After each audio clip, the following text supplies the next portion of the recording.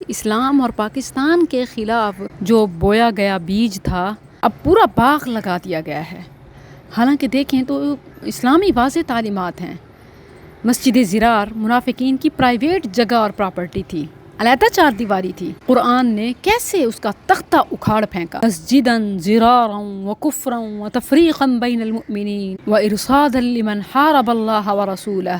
پھر مسلمہ کذاب کا گروہ اپنے حلقے میں، اپنے علاقے میں پرائیویٹ طور پر اپنے ہاں اذان، نماز، ذبیحہ، کلمہ، قرآن کا استعمال کرتا تھا، مگر سیدنا صدیق رضی اللہ عنہ نے ان کی سازشوں کا قلع کما کیا۔ یہ تو شرعی مثالیں ہیں۔ اگر ملک کی آئینی بات کریں تو کیا کوئی بھی پرائیویٹ خفیہ اپنے گھر میں بدکاری کا اڈہ چلا سکتا ہے؟ کیا کوئی خفیہ اپنے گھر میں خلاف قانون اسلحہ سٹور کر سکتا ہے؟ نہیں۔ تو پھر خلاف قانون اسلامی اصطلاحات اور اسلامی شاعر اپنے گھر میں کیوں استعمال کی اجازت دی جا سکتی ہے؟ کیوں یہ عوامی اور نجی کا فرق کیا گیا؟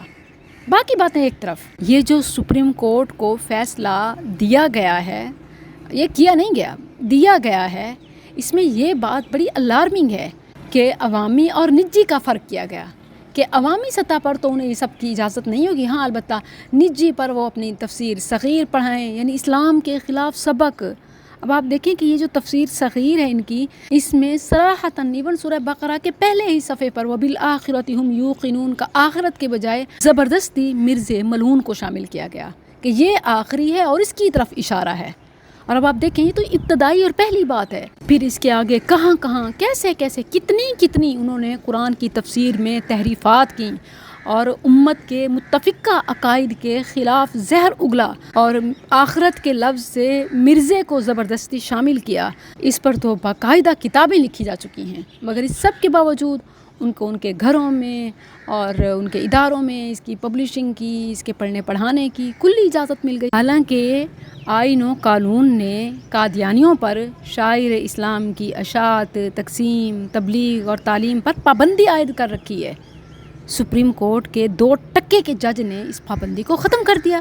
آخر یہ کیسے کر سکتا ہے؟ اور کتنی صفائی، وہ ہاتھوں کی صفائی کا جو وہ جملہ ہے نا، یہاں نظر آتا ہے کہ ہاتھوں کی صفائی کیسے دکھائی گئی کہ بس نجی اور عوامی کا فرق کیا گیا۔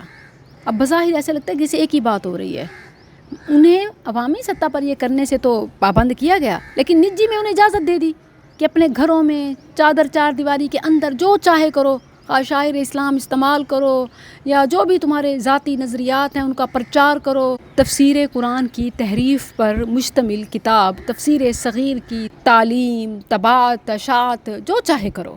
یہ بڑی عجیب بات ہے، مطلب نہ عقل مانتی ہے، نہ دل مانتا ہے، نہ نقل میں ہے، نہ عقل میں ہے، نہ شریعت اجازت دیتی ہے، نہ ملک کا قانون۔ اتنا بڑا جرم ہے کہ نجی سطح پر انہیں ان کی اجازت ملے کہ وہ 4 دیواری کے اندر جو چاہیں کریں۔